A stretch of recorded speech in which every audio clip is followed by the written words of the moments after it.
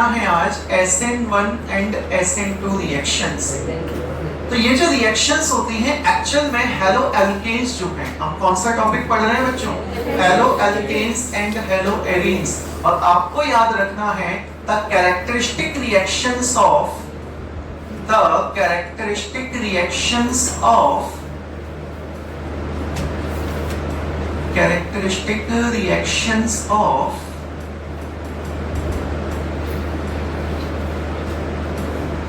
Halo alkane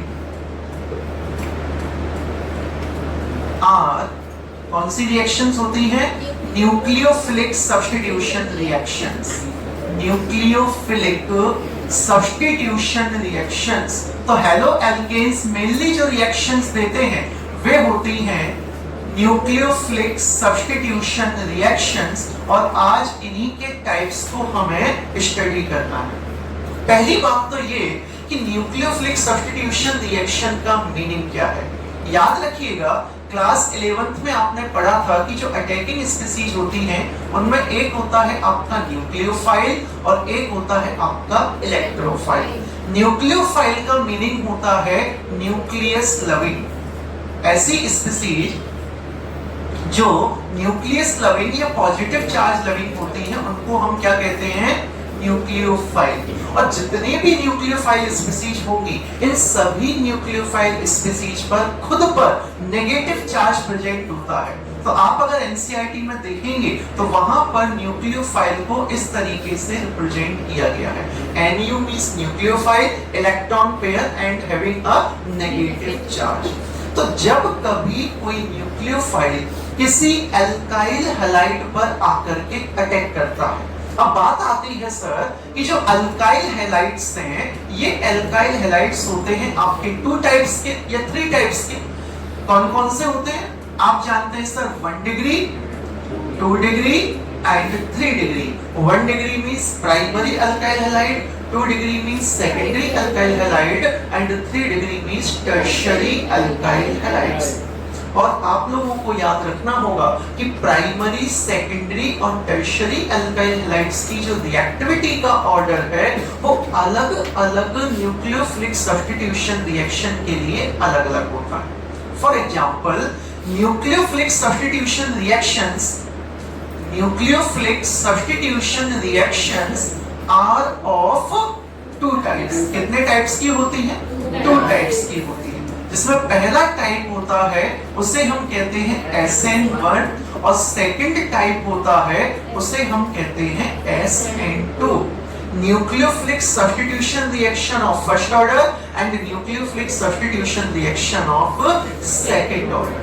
तो जो SN1 reactions हैं इनको SN1 को SN1 इसलिए कहा जाता है क्योंकि for such type of reactions rate of reaction, किसकी बात की जा रही है? रेट ऑफ रिएक्शन जो है ये डायरेक्टली प्रोपोर्शनल होता है concentration of alkyl halide. Alkyl halide means RX। Alkyl halide का जो भी कॉन्सेंट्रेशन होगा उस पर डिपेंड करेगी SN1 की रिएक्शन की रेट। अगर आप कॉन्सेंट्रेशन बढ़ा देंगे रिएक्शन की रेट बढ़ जाएगी, कंसेंट्रेशन कम कर देंगे रिएक्शन की रेट घट जाएगी। और केमिस्ट्री में या हम इस चैप्टर में कहें आपने सॉल्यूशन में भी पढ़ा हुआ है कॉन्सेंट्रेशन टर्म जो सबसे ज्यादा इस्तेमाल की जाती है वो होती है मोलैरिटी। कौन सा टर्म है? मोलैरिटी। अच्छा, सेकंड पॉइंट आपको याद रखना है SN1 रिएक्शंस में कि SN1 reactions completed in 2 steps। तो SN1 रिएक्शंस कितने स्टेप्स में कंप्लीट होती हैं? 2 स्टेप्स में कंप्लीट होती है। और जब कभी कोई रिएक्शन 2 स्टेप्स में कंप्लीट होगी तो उसमें एक स्टेप होगा आपका स्लो और सेकंड स्टेप होगा फास्ट। या तो फर्स्ट स्टेप स्लो होगा, सेकंड फास्ट होगा, या फर्स्ट फास्ट होगा और सेकंड स्लो होगा। जो भी स्टेप स्लो होता है, कौन सा step? Slow step. Slow step is also known as rate determining step. Slow step is also known as rate determining step. और SN1 रिएक्शन जो 2 स्टेप्स हैं, इसमें फर्स्ट स्टेप क्या होता है, तो लेट्स सपोज हमने एक एग्जांपल लिया है और वो एग्जांपल है CH3 whole thrice C and Br। क्या नेम है इसका, तो इसका नाम है टर्शियरी ब्यूटाइल ब्रोमाइड। इस कंपाउंड का नाम क्या है, टर्शियरी ब्यूटाइल ब्रोमाइड। तो ये जो टर्शियरी ब्यूटाइल ब्रोमाइड है, इस टर्शियरी ब्यूटाइल ब्रोमाइड पर जब हम किसी न्यूक्लियोफाइल, और यहां हम जो न्यूक्लियोफाइल लेते हैं वो OH नेगेटिव लेते हैं, जब न्यूक्लियोफाइल का अटैक कराते हैं तो उस न्यूक्लियोफाइल का अटैक 2 स्टेप में होता है। फर्स्ट स्टेप में क्या होता है कि एक रिवर्सिबल रिएक्शन होती है। कैसी रिएक्शन होती है, रिवर्सिबल रिएक्शन होती है। और ये जो रिएक्शन है जो कि रिवर्सिबल ऑर्डर में हो रही है, ये स्टेप होता है आपका स्लो स्टेप। और मैंने अभी कुछ देर पहले कहा कि slow step means rate determining step. तो हम यहीं से रेट डिटरमाइन करेंगे। और आप देखिएगा कि जब कभी tertiary butyl bromide SN1 reaction देगा, SN1 मैकेनिज्म शो करेगा, तो सबसे पहले इसमें से Br नेगेटिव बाहर निकल जाएगा, Br नेगेटिव बाहर निकल जाएगा। अगर इसमें Cl जुड़ा होता तो Cl नेगेटिव बाहर निकलता, I जुड़ा होता I नेगेटिव बाहर निकलता। तो जो भी हैलाइड आयन बाहर निकलता है, जो भी हैलाइड आयन बाहर निकलता है, इसे हम लीविंग ग्रुप कहते हैं। कौन सा ग्रुप कहते हैं, लीविंग ग्रुप। यानी कि हम तुम्हें छोड़ चले, क्या हो गए, लीव कर गए, छोड़ दिया, मैं दुनिया तेरी छोड़ चला, जरा सूरत तो दिखला जाना। ठीक है, अब सूरत कैसे दिखलाएं, सूरत तो तब दिखला पाओगे जब कुछ कर बैठोगे। तो अब क्या होगा, अब बचेगा आपका CH3 whole thrice C positive. और जब कभी ऐसी स्पीसीज का फॉर्मेशन हो, ऐसी इंटरमीडिएट स्पीसीज जिसमें कार्बन के ऊपर कैसा चार्ज है, पॉजिटिव, उस स्पीसीज को नाम देते हैं हम कार्बोकैटायन। क्या नाम देंगे, कार्बोकैटायन। और याद रखिएगा 11th क्लास में आपने पढ़ा हुआ है the stability order of carbocation. अरे भैया रिएक्शन हो रही है, कार्बोकैटायन बन रहा, तो अगर ये कार्बोकैटायन बनेगा और बनकर स्टेबल हो जाएगा, यानी कि इस पर कैसा चार्ज है, पॉजिटिव। और जब इस पर पॉजिटिव चार्ज है और ये स्टेबलाइज हो गया, उसी के बाद तो नेगेटिवली चार्ज स्पीसीज यानी कि न्यूक्लियोफाइल आकर के अटैक कर पाएगा। अगर ये स्टेबल नहीं है तो फिर ये क्या करेगा, चूंकि रिएक्शन रिवर्सिबल है, तो ये पॉजिटिव इस नेगेटिव के साथ रिएक्ट करके वापस रिएक्टेंट फॉर्म कर लेगा। तो इसको कैसा होना चाहिए, स्टेबल होना चाहिए। कैसा होना चाहिए, इसमें तो स्टेबल होना चाहिए। तो ये कार्बोकैटायन स्टेबल होना चाहिए। और हम जानते हैं कि कार्बोकैटायन की स्टेबिलिटी का ऑर्डर क्या होता है, तो the stability order of carbocation is, याद है किसी को, yes, tertiary means 3 degree, then 2 degree, then 1 degree. तो सबसे ज्यादा स्टेबल कार्बोकैटायन टर्शियरी कार्बोकैटायन, उसके बाद सेकेंडरी कार्बोकैटायन, और सबसे कम स्टेबल कार्बोकैटायन होता है आपका प्राइमरी कार्बोकैटायन। तो क्या यहाँ पर टर्शियरी कार्बोकैटायन का फॉर्मेशन होगा, इट मींस ये सबसे ज्यादा स्टेबल होगा। और जब ये सबसे ज्यादा स्टेबल होगा तो टर्शियरी अल्काइल हैलाइड की रिएक्टिविटी मैक्सिमम होगी टुवर्ड्स SN1 रिएक्शन। तो SN1 रिएक्शन में किसके लिए रिएक्टिविटी मैक्सिमम होगी, टर्शियरी के लिए। आपकी एनसीईआरटी में कई सारे क्वेश्चंस ऐसे हैं, एग्जांपल में प्रीवियस ईयर में भी क्वेश्चंस आए हुए हैं कि आपको अलग अलग कंपाउंड दे करके और उसमें ये पूछा जाता है कि कौन SN1 मैकेनिज्म के थ्रू रिएक्शन करेगा, कौन SN2 के थ्रू करेगा। तो अभी हम SN1 पढ़ रहे हैं और आपने SN1 में एक बात समझ ली कि अगर हमारे पास जो ऑप्शन है उसमें अगर टर्शियरी होगा तो उसकी रिएक्टिविटी मैक्सिमम है। टर्शियरी ना होकर के मान लो वो सेकेंडरी और प्राइमरी दे देंगे तो फिर सेकेंडरी को आप ऑप्ट करेंगे, और अगर प्राइमरी आएगा तो प्राइमरी की रिएक्टिविटी सबसे लेस होगी। Is it clear? तो रिएक्टिविटी ऑर्डर टर्शरी कार्बोकेटाइन का स्टेबिलिटी ऑर्डर ये है, तो अल्काइल हैलाइड का रिएक्टिविटी ऑर्डर भी यही होगा टुवर्ड्स SN1 रिएक्शन। तो मैं यहां लिख सकता हूं reactivity order of alkyl halide, RX means alkyl halide towards SN1 reaction is बोलिएगा 3 degree, 2 degree, then 1 degree. Is it clear? तो सेकंड स्टेप में क्या होगा? सेकंड स्टेप में ये होता है बच्चों कि जो टर्शरी कार्बोकेटाइन बना है, ये है आपका tertiary carbocation CH3 whole thrice C positive. This is your tertiary carbocation. इस पर अटैक कौन करेगा? तो सर अभी आपने बताया कि न्यूक्लियोफिलिक सब्स्टिट्यूशन है, मींस अटैक होगा न्यूक्लियोफिलिक स्पीसीज का, और यहां जो न्यूक्लियोफाइल है वो है OH नेगेटिव हाइड्रोक्साइड आयन। कौन सा आयन है? This is positive, this is negative. इन दोनों के बीच में रिएक्शन होगी, और ये रिएक्शन कैसी है? तो क्या आप इस रिएक्शन को रेट डिटरमाइनिंग बोल सकते हैं? गलती से भी मत बोलना, गलती से भी मत बोलना। CH3 whole thrice C positive means tertiary butyl carbocation. This is hydroxide ion which acts as nucleophile. जब इन दोनों के बीच में रिएक्शन होगी तो आपका जो प्रोडक्ट फॉर्म होगा वो प्रोडक्ट फॉर्म होगा टर्शियरी ब्यूटाइल अल्कोहल। क्या बनेगा बेटा? ये बन गया है आपका टर्शियरी ब्यूटाइल अल्कोहल। तो एग्जाम में अगर क्वेश्चन आएगा how will you obtain tertiary butyl alcohol from tertiary butyl bromide, आप इस रिएक्शन को लिख सकते हैं। मैकेनिज्म आएगा, आप इसको लिख सकते हैं। Is it clear? नोट कर लीजिएगा, आप इसे छाप लीजिएगा।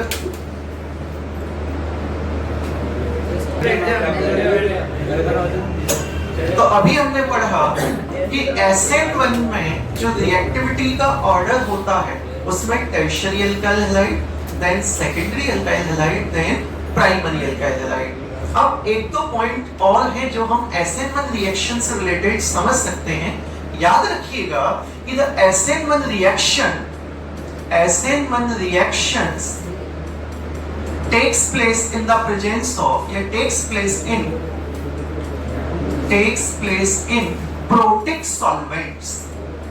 किस टाइप के सॉल्वेंट्स की प्रेजेंस चाहिए SN1 के लिए? Protic solvent. प्रोटिक सॉल्वेंट का मीनिंग होता है ऐसे सॉल्वेंट्स जिनमें प्रोटॉन प्रेजेंस हो। प्रोटॉन को कहा जाता है H+, प्रोटॉन को कहा जाता है H+, प्रोटिक सॉल्वेंट। और second most important point exam में कई बार पूछा गया है कि SN1 रिएक्शन में इन्वर्जन होता है या रेसिमाइजेशन होता है? आप लोगों ने जब ऑप्टिकल एक्टिविटी की बात की थी तो उस कंडीशन में आपने पढ़ा था कि अगर कोई भी कंपाउंड प्लेन पोलराइज्ड लाइट को क्लॉकवाइज रोटेट करता है उसे हम कहते हैं डेक्स्ट्रोरोटेटरी, या फिर स्मॉल d से हम उसे डिनोट करते हैं या प्लस से डिनोट करते हैं।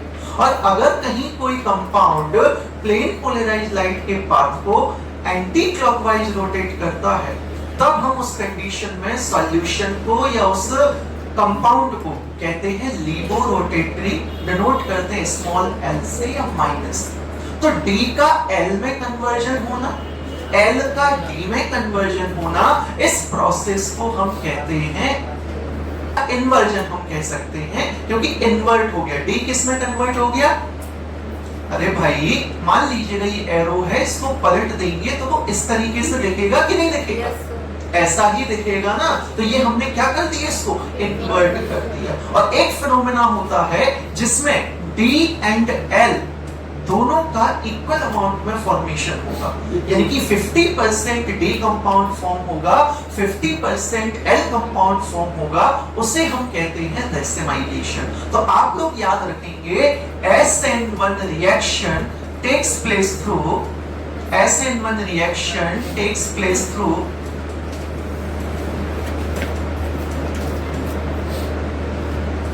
रेसिमाइजेशन। SN1 रिएक्शन में क्या होता है? रेसिमाइजेशन, या हम कह सकते हैं कि रेसिमिक मिक्सचर का फॉर्मेशन होता है। किस मिक्सचर का फॉर्मेशन होगा बच्चों? Racemic mixture, a mixture having equal amount of D form and L form, 50% dextrorotatory, 50% levorotatory बन जाएगा racemic mixture. Is it clear? तो ये जो आपको अभी पॉइंट्स बताए गए ये SN1 मैकेनिज्म से रिलेटेड थे। रिएक्टिविटी ऑर्डर आपने समझा, किसकी प्रेजेंस में होता है ये आपने समझा, और ये सिंगल स्टेप में नहीं होता बल्कि कितने स्टेप में होता है? 2 स्टेप में होता है। रिएक्टिविटी का ऑर्डर आपने देख लिया, 3 degree, 2 degree, 1 degree.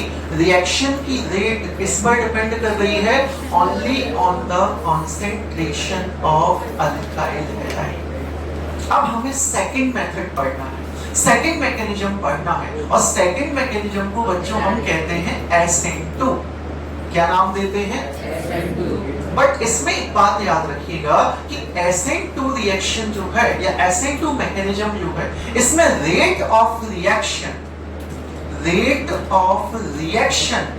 Depends on concentration of alkyl halide as well as concentration of nucleophile, means rate of reaction proportional होगा concentration of alkyl halide के, और साथ ही साथ rate of reaction proportional होता है concentration of nucleophile के। तो यहाँ पर डिपेंडेंसी रेट की दोनों पर है, अल्काइल हैलाइड पर भी है, न्यूक्लियोफाइल पर भी है, इसीलिए हम इसको बाइमोलिकुलर रिएक्शन या SN2 रिएक्शन कहेंगे या SN2 मैकेनिज्म कहेंगे।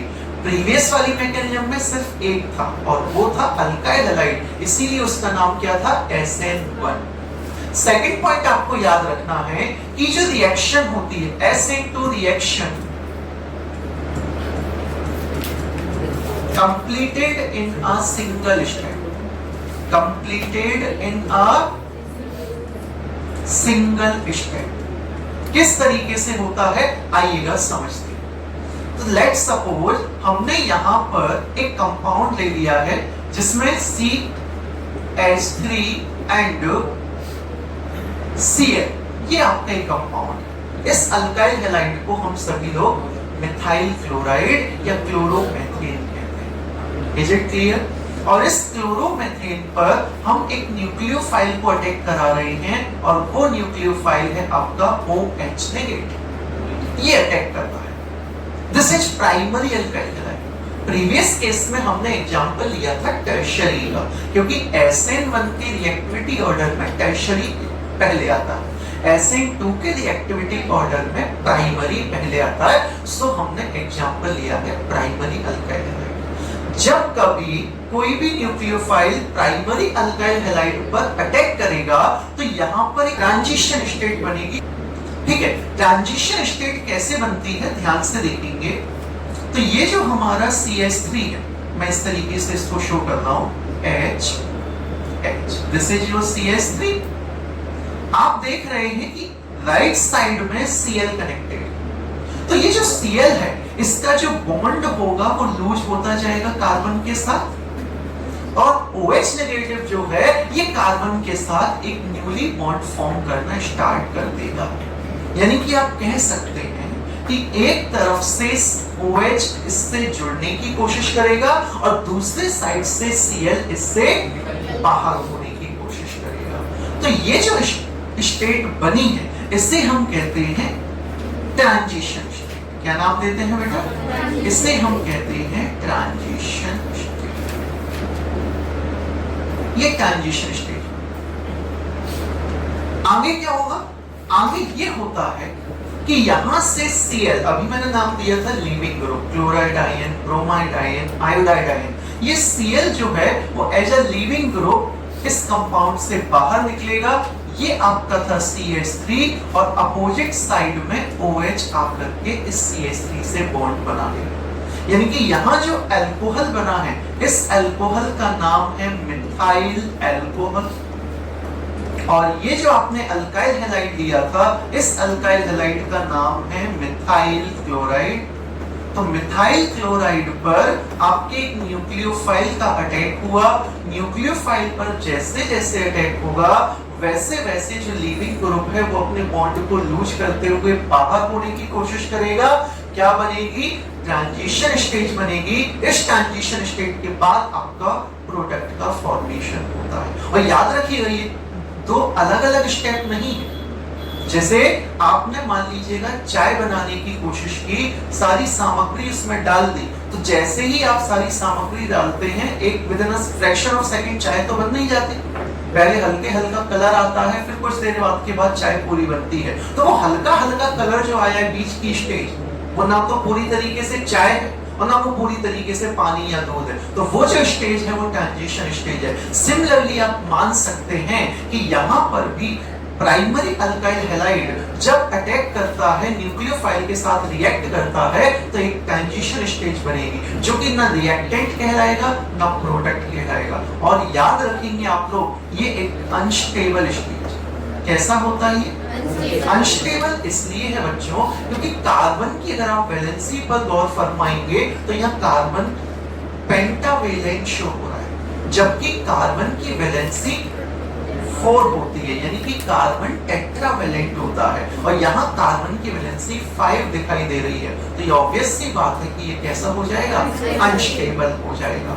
आप एक और एग्जांपल आपकी एनसीईआरटी में भी दिया हुआ है कि जैसे अम्ब्रेला होता है, अम्ब्रेला जो होता है वो हमें बारिश से बचाता है। अगर हम कभी बारिश के समय में अम्ब्रेला लेकर मार्केट जा रहे हैं और वहां पर थोड़ी सी हवा चलने लगे तो अम्ब्रेला जो है ये बिल्कुल पलट जाता है इस तरीके से। ऐसे ही आपका जो कंपाउंड था उसमें Cl इस डायरेक्शन में था, अब जो कंपाउंड है उसकी स्ट्रक्चर ऐसी हो गई, यानी कि अब जो नेगेटिव चार्ज स्पीसीज है वो लेफ्ट साइड में कनेक्ट हो गई। तो हम कह सकते हैं कि अम्ब्रेला जैसे पलट गया हो, और पलटने को कहा जाता है इन्वर्ट होना। इसीलिए हम इसमें कहेंगे कि SN2 reaction takes place through